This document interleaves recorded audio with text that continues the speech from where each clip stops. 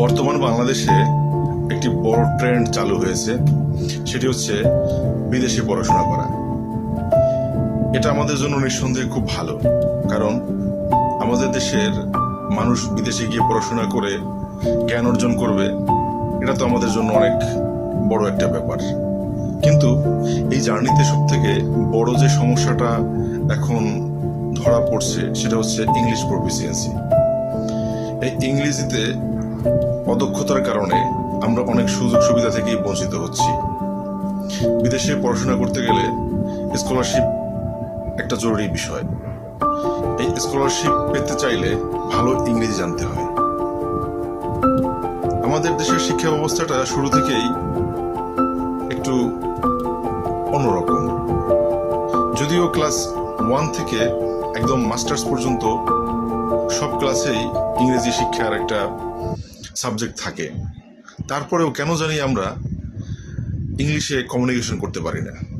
English বিষয়টা আসলেই ভয় লাগে, ফরেনারদের সাথে আমরা যোগাযোগ করতে পারি না।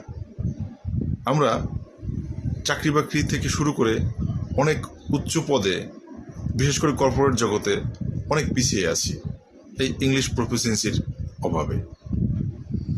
এখানে দেখা যাচ্ছে আমাদের পার্শ্ববর্তী দেশ থেকে আমাদের এদেশে অনেক বড় বড় অফিসার হায়ার করা হয়, কারণ তারা ইংলিশে অনেক দক্ষ। তারা ইউরোপ আমেরিকান লোকদের সাথে যোগাযোগটা খুব ভালো করতে পারে। আমাদের দেশে কিন্তু মেধার অভাব নেই, শুধু প্র্যাকটিসের অভাব। আমরা যদি সঠিক সময় সঠিক পদ্ধতিতে এই প্র্যাকটিস করতে পারি, তাহলে কিন্তু আমরা এগিয়ে যেতে পারবো। এটা এখন সময়ের দাবি।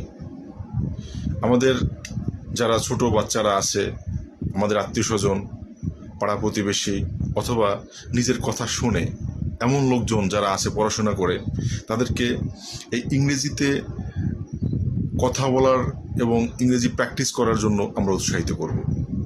এতে করে জাতি হিসেবে আমরা সামনের দিকে এগিয়ে যাব। আমরা সময়ের সাথে সাথে যদি তাল মিলাতে না পারি, তাহলে তো আমরা পিছিয়ে থাকব। আর এই পিছিয়ে থাকাটা আমাদের কাম্য নয়।